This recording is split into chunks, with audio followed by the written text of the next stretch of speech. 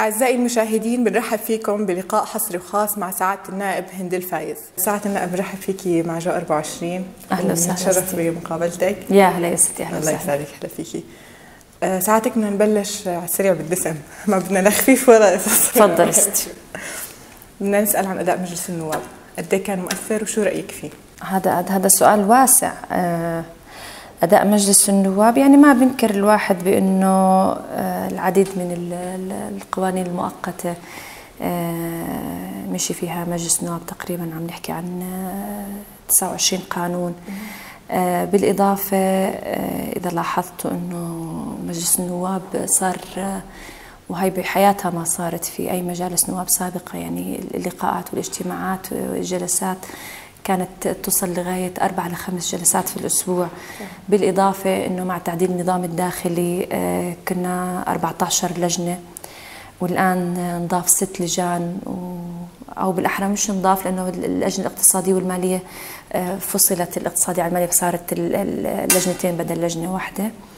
وتم إضافة لجنة من أهم اللجان اللي هي لجنة النزاهة والشفافية وتقصي الحقائق.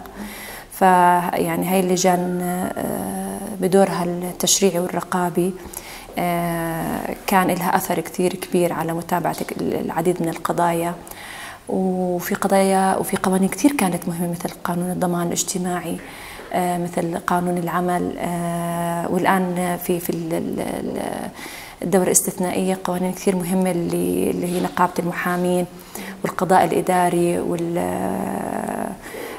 واستقلال القضاء. يعني مجلس النواب على طاولته العديد من المواضيع، وعلى طاولته العديد من القضايا والقوانين، وعم بمشي بعداد سريع، مما كمان له أثر سلبي لدى المواطن، إنه باعتقاده بأنه انشغال مجلس النواب بهاي اللجان وهاي الجلسات عم بيكون على حساب. بالضبط ساعتك، أنا كنت أسأل مدى تأثير هاي اللجان، يعني قديش انعكست على المواطن الأردني، قديش لمس إنهم اشتغلوا أو لا على أرض الواقع؟ خليني أحكي لك، يعني هي إحنا رسالة موجهة دائما من خلال المنابر الإعلامية، إنه لن يلمس المواطن أثر سريع من مجلس التشريع والرقابة. يعني إذا بدك تلمس الأثر رح تلمسه على المدى البعيد، وممكن يكون بشكل غير مباشر. للأسف فاتورة الكهرباء، ارتفاع فاتورة الكهرباء، وعدم قدرة مجلس النواب على الفرض على حكومة عبد الله منصور السلطة التنفيذية إنه هي القرارات السريعة علشان ننقذ الدولة الأردنية من مديونية وعجز، بيروحوا لحلول سريعة اللي هي جيب المواطن، فبترتفع فاتورة الكهرباء، وبيرتفع الدعم عن الكثير من المواد، وأهمها الطاقة. لكن طبعا هون في خلل صار، إنه إذا بدك تنصف الدينار الأردني وتساعد عجز الدولة المدينة، بدك ترفع الدعم.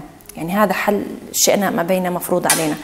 بس الخلل اللي صار عند السلطة التنفيذية وضعف مجلس النواب بدور الرقابي، يحاسب السلطة التنفيذية على أدائها، على سياستها، إنه إن بارالل بالموازي أنتوا رفعتوا الفاتورة، بس بالموازي شو الحلول الثانية اللي عم بتقوموا فيها، وخصوصا بما يعتبر مقتل في الأردن اللي هي فاتورة الطاقة.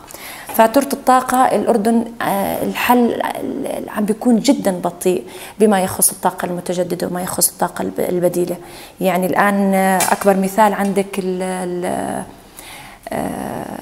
الأويل شيل اللي هو الصخر الزيتي، الاتفاقية في مماطلة مش منطقية ومش معقولة. إنه شيء مسيس، هي ما في شيء بيحسس إنه شيء مسيس. لما أنت عم تسألي نائب في مجلس النواب مطلع، يعني أنا ما بقدر الآن أجي أقول لك والله أنا بحس أنا بشوف.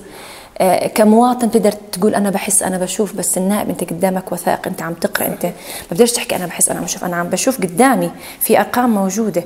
يعني لما بتيجي شركة برأس مال 2.2 بليون دينار للصخر الزيتي وعم تعطي حل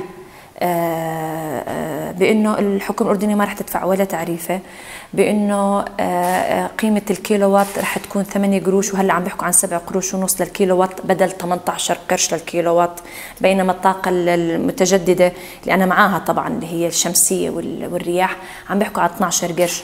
لما تيجيك الشركة تقول لك ما تدفع ولا تعريفة، والفيول الوقود 100% أردني اللي هو الصخر الزيتي، والأردن ما عليها أي التزامات، والريسك والمجازفة كلها على الشركة الأجنبية اللي جاية، وبالأخير سعر الكيلو وات 7 قروش ونص، أو كنا عم نحكي عن 8 قروش، والآن الرقم عم بتفاوت ما بين 8 قروش 7 قروش ونص، بينما هو 18 قرش، يعني عم تحكي أقل من النص. المماطلة في التوقيع مع هاي الشركة، المماطلة في أخذ هذا القرار على حساب مين؟ يعني كل تأخير يوم عم بيكلف فاتورة الطاقة للأردن أكثر من 4.5 ل 5 مليون دولار.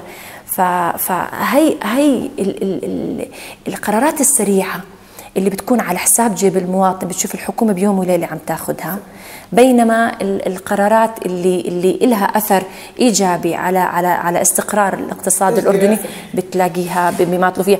لا، وطلعوا بالدراسات، يعني اللجنة الفنية طلعت بقرارات إنه لا غبار على المشروع، وانعمل تقييم أثر بيئي، بينما المفاعل النووي ما انعمل في تقييم أثر بيئي، المفاعل النووي ماشي والصخر الزيتي مش ماشي. فما بتقولي أنا حاسة أو أنا شايفة إنه في مؤامرة، لا، هو في مؤامرة على إضعاف المواطن، على إشغال المواطن بلقمة عيشه عشان يبطل يحكي بالسياسة. يعني بديش أحكي الآن الحديث الساعة كلياته عن طرد السفير السوري. طرد السفير السوري، وزير الخارجية أخذ قرار ودون حتى استشارة مجلس النواب. إحنا عرفنا كنواب عن طرد السفير السوري من خلال وسائل الإعلام. ساعتك هذا بيخليني أسأل سؤال. هلا طرد السفير السوري كان مطلب أردني ومطلب لمجلس النواب، يمكن من شي 3 سنين لما بلش السفير السوري يسيء للأردن ويتدخل بسياسات. مش مطلب مجلس النواب، مطلب لو سمحتي ما نعمم، مطلب من بعض الزملاء النواب لا يمثلوا مجلس النواب. تمام.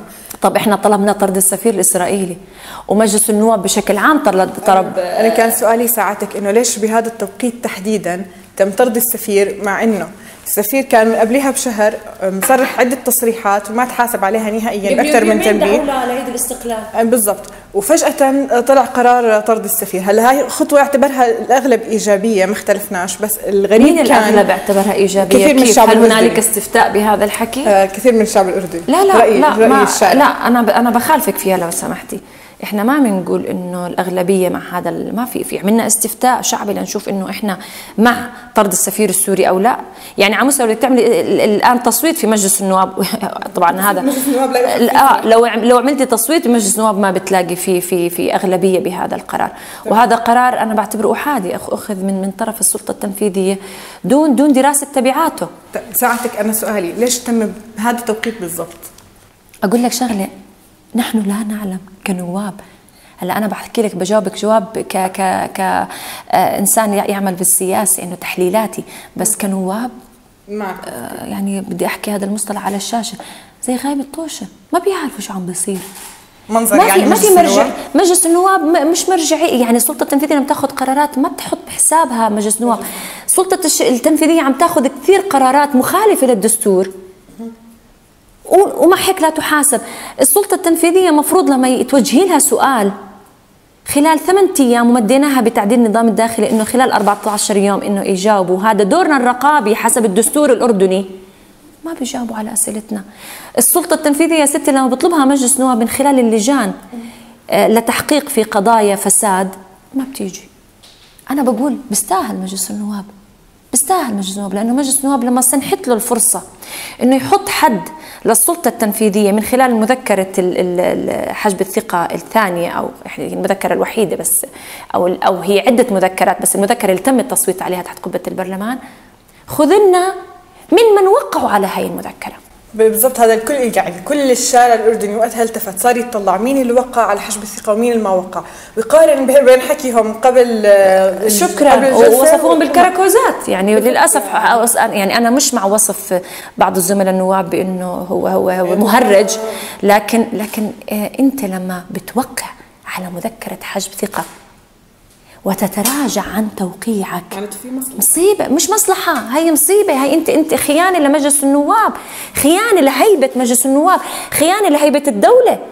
يعني احنا دائما بنحكي، وانا حكيتها بعدة لقاءات وواحدة منهم مع جلالة الملك، بانه احنا عم نطالب بهيبة الدولة. هيبة الدولة ممثلة بالسلطات الثلاثة، السلطة التشريعية والتنفيذية والقضائية، واهمها السلطة التشريعية لان هي من تمثل الشعب، هي اللي انتخبت.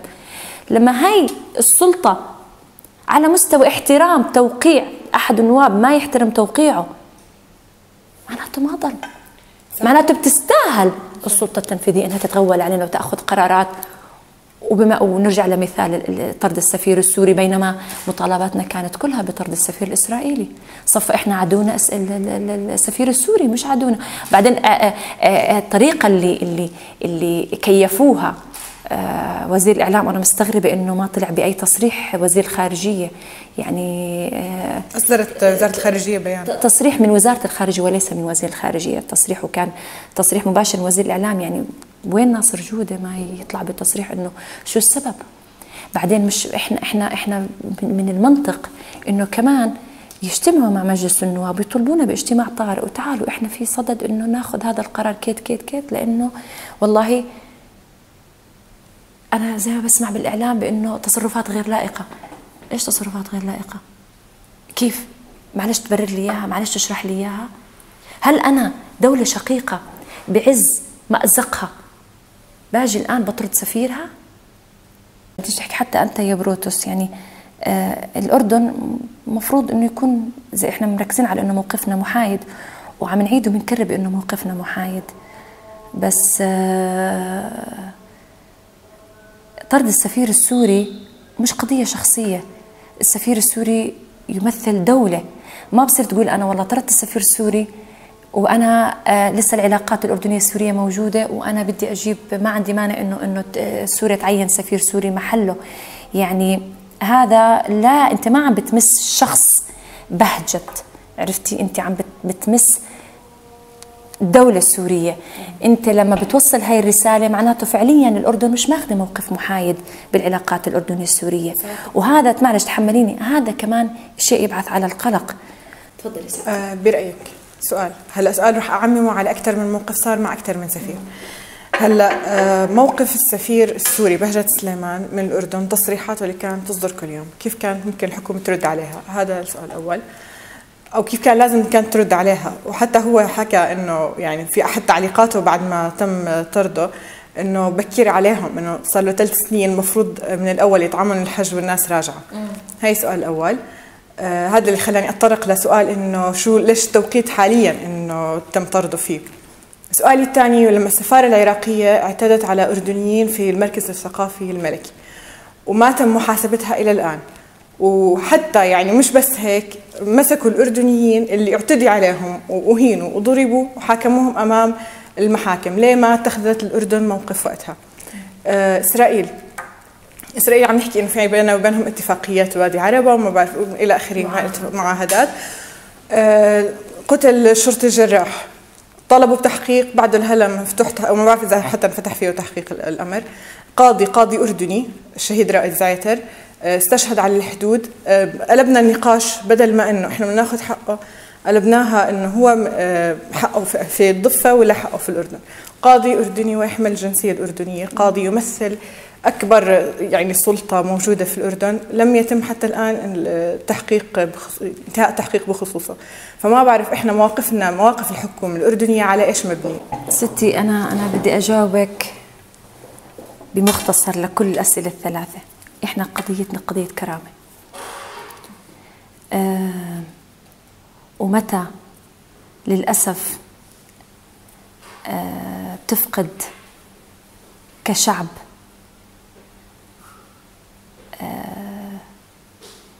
خليني أحكي أكبر مثال عنا إنه تهمشت قضية الشباب اللي بقصر الثقافة، وتهمشت قضية رائد زعيتر، وتهمشت أضعفت كل هاي القضايا، وصار همنا إنه ألفاظ غير لائقة من السفير السوري. في النهاية لو محسوب حساب كرامة شعب وكرامة وطن وكرامة مجلس الأمة ما أخذت هذه القرارات. إحنا لما بنيجي بنحكي وين الحراك، لما بنيجي بنحكي بدنا إصلاح حقيقي، لما بنطلب بتغيير حقيقي، تبعات إهمال هذه الأهداف هو اللي عم بتشوفيه الآن. يعني للأسف إنك تصيري بالأخير تحكي أنا قادرة إني أطرد السفير السوري وسوريا الآن في أضعف أوقاتها، بينما ما أتجرأ إني أطرد السفير الإسرائيلي اللي ليس فقط نحن كنواب لدينا كرامة نرفض معاهدة وادي عربة ونطالب بإلغاء معاهدة وادي عربة. يعني أنا ما عم بحكي بجزئية الشهيد رائد زعيتر ولا التغول اللي عم بيسووه الإسرائيليين. دولة قوية، دولة ضاربة الأردن والمصالح الأردنية عرض الحائط، دولة حتى المعاهدة وادي عربة اللي أنا بعتبرها معاهدة الذل والخنوع حتى هي المعاهدة لا تحترمها. معاهدة وادي عربة محترمة فقط من الجانب الأردني وليس من الجانب، فهي بالنهاية قضية كرامة. أنا كأردني الآن بطلت أحكي بكرامتي، صرت أحكي بالأمن والأمان. إذا بتلاحظي أنا المهم الأمن والأمان. ليش إحنا بنعتقد إذا أنا بدي أصلح ولا بدي أغير إنه أنا بدي أروح للتطرف ويصير حالي زي حال سوريا ولا حالي زي حال ليبيا؟ ليش أنا أضلني أعيد وأكرر إنه أنا إذا بدي أغير شيء في الأردن أوعك طلع شو عم بيصير بسوريا، عم بتهددني وبتخوفني إنه شو عم بيصير بسوريا. أنا بدي يكون في استقرار بالأردن وهمي أحافظ على استقرار بالأردن، بس كمان كرامة المواطن الأردني لما يتم اغتياله بهالطريقة البشعة ويصفي إنه هل هو فلسطيني، هل يحمل الهوية. يعني حتى أسألك سؤال، لو إنه أردني وشرق أردني وجد جده بهالبلد وتم اغتياله نفس النتيجة. قضية مش قضية إنه الشهيد رائد زعيتر أصوله أردنية ولا أصوله فلسطينية، قضية كرامة. فما نكيفها بهالضعف هذا. أنا برجع بحكي لك تغولوا علينا لأنه كمان الإرادة عند الشعب للأسف، وهي بحكيها الإرادة ضعيفة. لما بنطلع باعتصامات، لما بنطلع بالتعبير عن الرأي، بتشوف العدد ما بتجاوز 50-60. أنا مش عم بحبب ومش عم بشجع إنه لازم نطلع باعتصامات وإنه والله لازم نسكر الشوارع، بس الشعب هو مصدر السلطات. الشعب لازم يعرف إذا لدي الإرادة الحقيقية للتغيير رح أقدر أغير. ساعتك برأيك ليش الشارع الأردني اضطر يقوم قبل 2-3 وفعلا يعني كنا نشوف اعتصامات بشكل كتير كبير؟ مش كبير، لا أكبر من الوقت الحالي. هلا أكبر من الوقت الحالي. ما كتير خفت الحراك. يعني بتذكر أنا وقت لما رفعوا أول مرة رفع فيها الأسعار المحروقات دكتور عبد الله منصور، يعني قامت قيامة الشارع الأردني وشفناهم كلهم بالاعتصامات. هلا شو ما رفع بلاش كثير نقول قيامة الشعب الأردني، نجامل يعني جاي نجامل. إذا جاي نجامل بقول لك لا ما قامت قيامة الشعب الأردني. نسبة للحراكات لا للأسف لغاية الآن الشعب مش عم بياخذ دور الحقيقي بأنه يقول لا ويرفض ويحكي أنا مستعد أموت من الجوع مقابل إني أحافظ على كرامتي، مقابل إني أشارك في التغيير. أنا بدي أبطل أتلقى إملاءات. أنا دوري كمواطن عيب أضلني أتلقى إملاءات. إحنا كنواب عم نتلقى إملاءات. تمام. ساعتك كمان سؤال، هلا أنتوا في يعني معروف تكتلات في مجلس النواب غير الكتل اللي موجودة يعني حاليا، إنه في ناس معروف هدول موقفهم حازم بيتخذوا دور المعارض من أجل المصلحة العامة، في ناس لا دائما دورهم مسايس. هلا أنتوا النواب اللي حجبتوا الثقة كان عددكم 29 نائب وقتها، فكرتوا تطلعوا بمبادرة معينة، تطلعوا بتجمع معين إنه يكون لكم تأثير أكبر؟ حاولنا هو للأسف على مستوى اجتماع مش قادرين نرتب اجتماع. الآن في عنا مجموعة على من خلال الموبايلات بنتصل مع بعض اللي هي الواتساب. هلا التكنولوجيا ما خلت إشي للحاجبون، بنحكي خلينا نرتب اجتماع. بس برجع أنا بحكي إنه أنا لا أتفق مع كل من حجب، وأتفق مع العديد ممن أعطوا الثقة. يعني مش لأنهم أعطوا ثقة.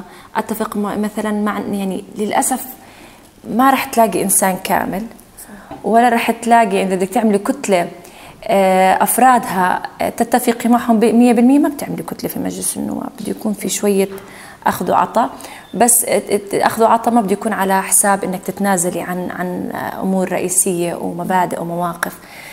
كثير ناس من اللي حجبوا الثقة أنا مش مستعدة أحط إيدي بإيدهم، وكثير ناس من اللي أعطوا الثقة أنا ما عندي مانع، وجزء منهم معي بكتلة التجمع الديمقراطي، وأحترم رأيهم.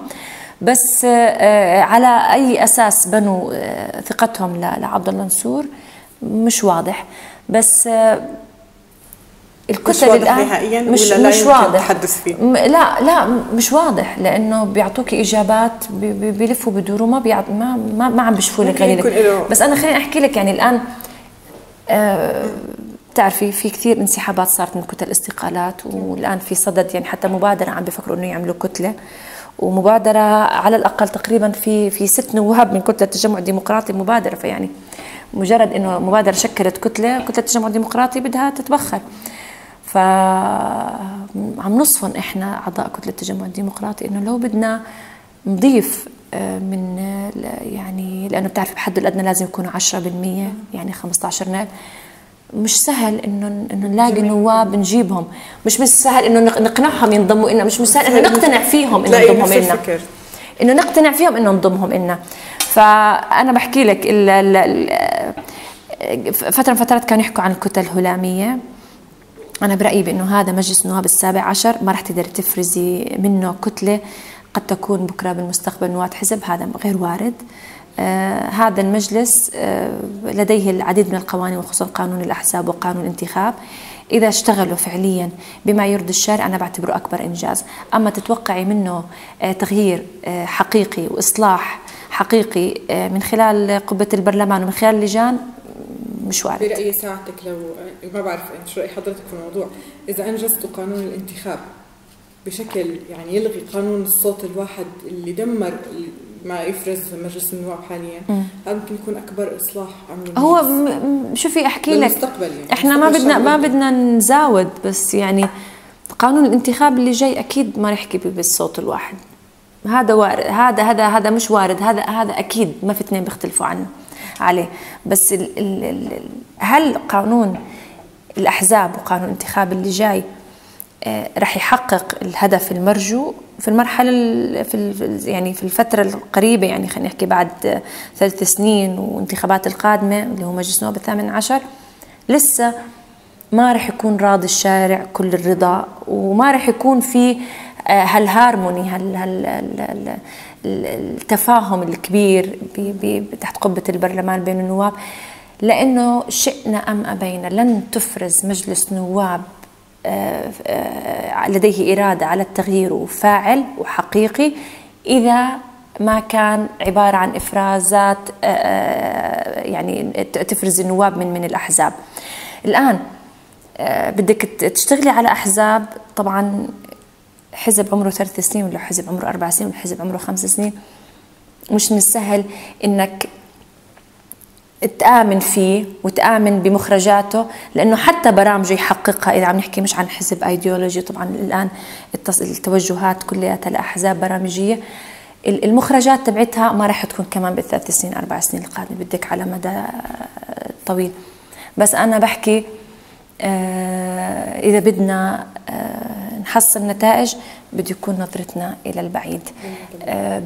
بدك توعي الشارع، وخصوصا بتبلشي بالمدارس، إنه المشاركة في الانتخابات، المشاركة في اختيار من يمثلكم بشكل صحيح.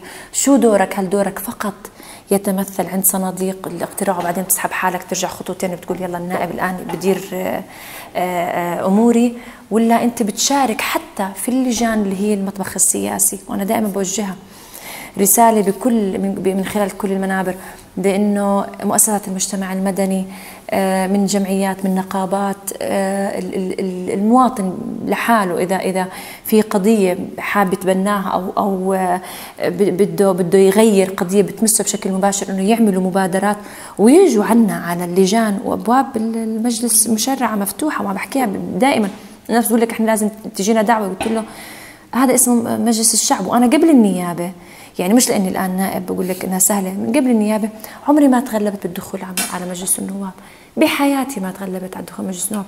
والمراجعين انا بستقبل، هذيك مره عم بيعطوني احصائيه بمجلس النواب انه 380 مراجع بيجوني بالاسبوع الواحد، فولا واحد اشتكى. مرات واحد او اثنين اشتكوا انه جايين بعد الساعه 4 العصر، فبعد الساعه 4 العصر مروحين النواب، وانا بضلني مرات للساعه 6 7 المساء، فالشرطه اللي برا ما بيعرفوا في النواب انه في نواب مداومين، فقالوا ما في حدا، فاخذ انه انتم مانعيننا من الدخول.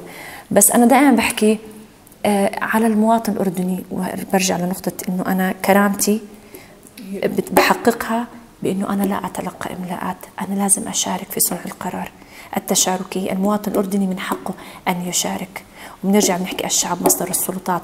الاردن من حقنا أن نسمح للمواطن الأردني أن يعبر عن رأيه، بس كمان المواطن الأردني عليه مسؤولية كبيرة بأنك أنت كمان لازم تبادر.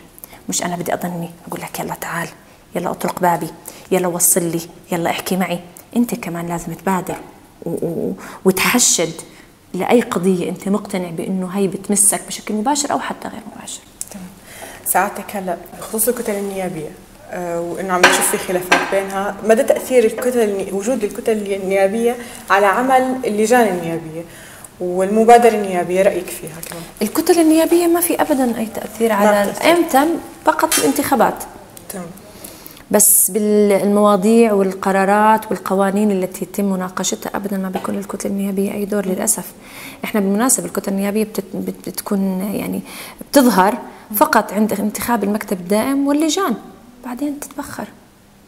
يعني احنا كتلة التجمع الديمقراطي كانت اجتماعاتنا دائما مع الكتل الاخرى وشكلنا ائتلافات لما حكينا عن المكتب الدائم، ولما حكينا عن انه مين بدنا ننتخب رئيس اللجنه الفلانيه والنائب الرئيس والمقرر. بعدين الان عم نجتمع، اقول لك شغله، احنا عم نعاني في لجنه النزاهه بانه بحدوا الاقصى 4 ل 5 نواب، بينما لما نزلت انتخابات لجنة النزاهة 23 نائب اللي رشحوا حالهم، 23 نائب تنافسوا على 11 مقعد، وبالأخير الآن يلا 4 ل 5 نواب عم بيكونوا بالاجتماع باللجان. نفس الشيء عدة لجان يعني عم بيعانوا، مثلا لجنة الحريات، اللجنة المالية، حتى اللجنة الاقتصادية.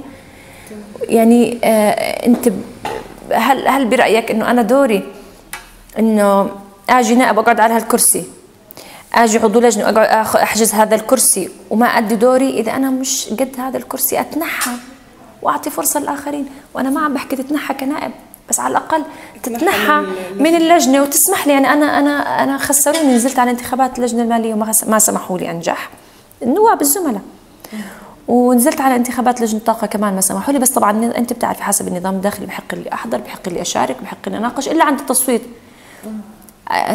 لجنة الطاقة ما في تصويت إلا لما بدك تنهي، لما بدك تناقش الاتفاقية وتنهي إنه إحنا متفقين عليها بشكل عام ولا لا.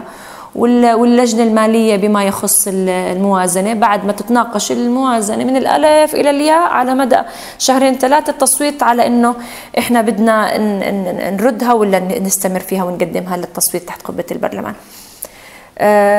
أما غير ذلك فأنا لهذا السبب بتشوفيني بروح بحضر اللجان الثانية. وأهم شيء عندي في الآونة الأخيرة لجنة الطاقة. طبعا أنا نائب رئيس لجنة النزاهة، بحضرها بصفتي عضو في اللجنة، بس لجنة الطاقة بحضرها لأنه مقتل الأردن اللي هو ملف الطاقة. ساعتك كنت برضه سائلة بالنسبة للمبادرة النيابية، شو رأي حضرتك فيها؟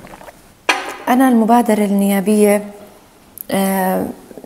بصراحة مش فاهمتها.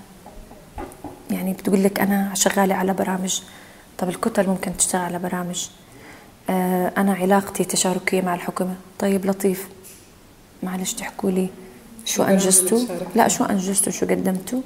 يعني مبادرة وقفت الأسد مع حكومة عبد الله منصور بموضوع الثقة وحجب الثقة، على أساس إنه في وعود بإنه ينفذوا برامجهم.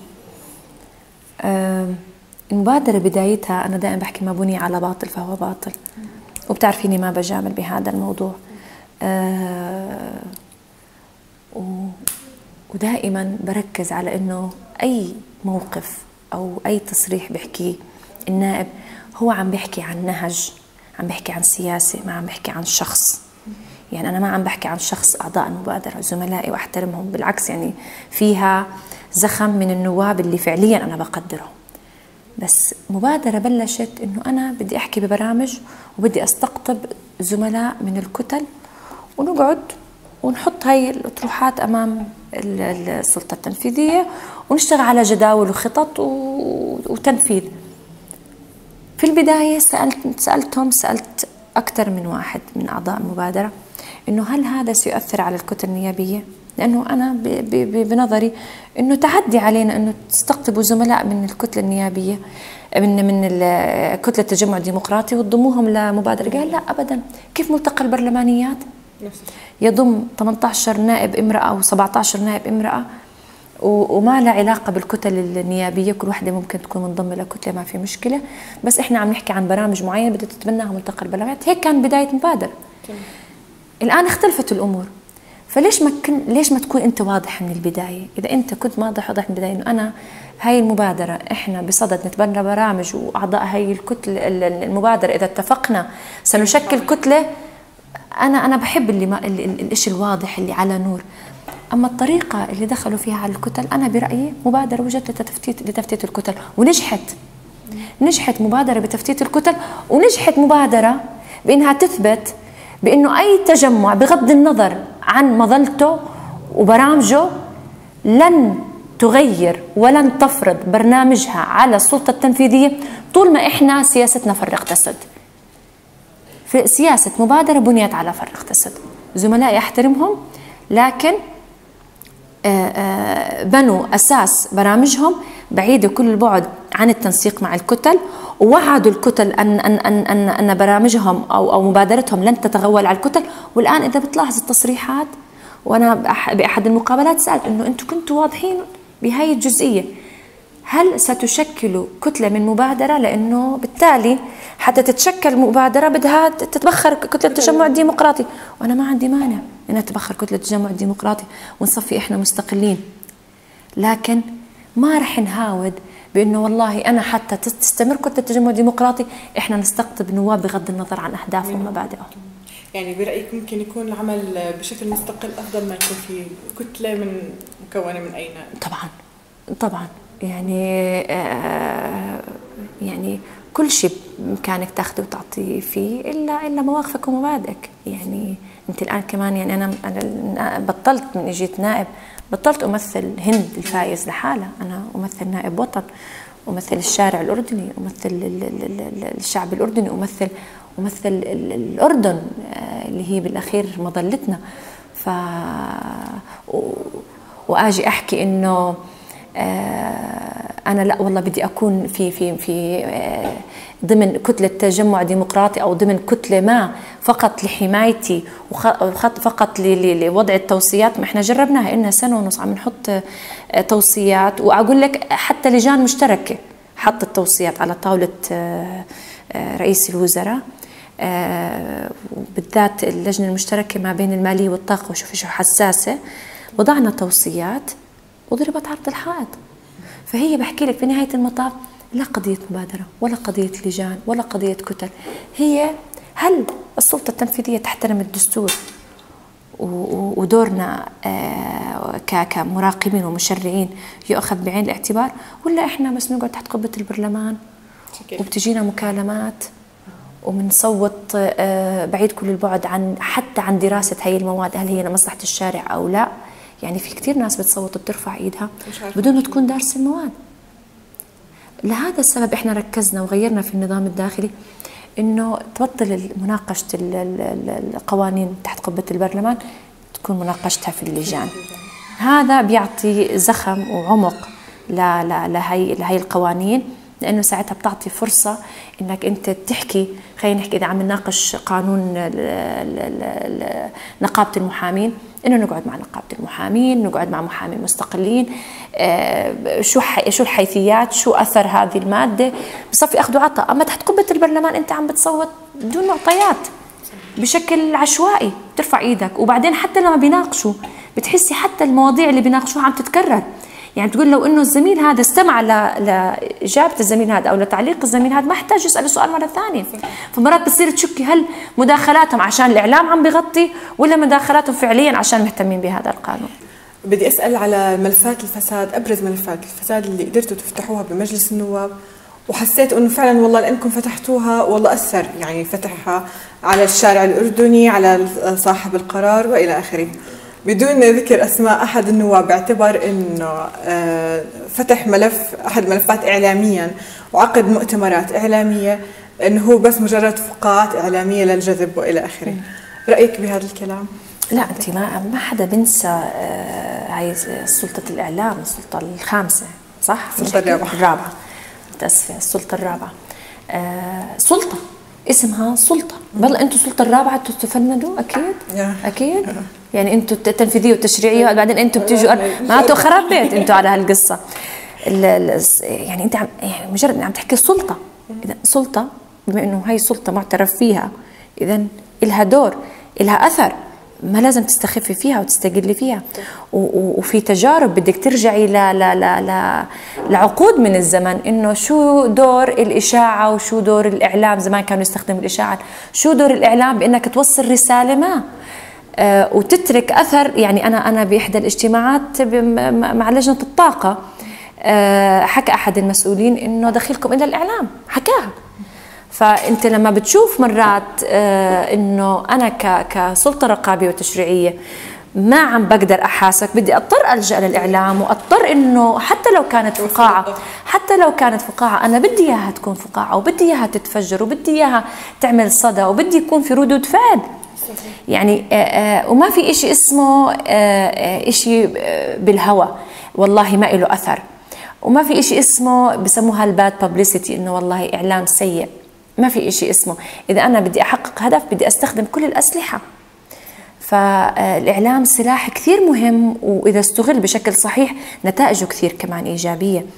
يعني خلينا نعطيك، إحنا منتخبين من الشعب، عم بحكي عن لجنة النزاهة والشفافية وتقصي الحقائق، نوابها منتخبين من الشعب وأعضائها منتخبين من مجلس النواب. ومع هيك لما بنقعد في اللجنة وبتجينا شكوى على إحدى مؤسسات الدولة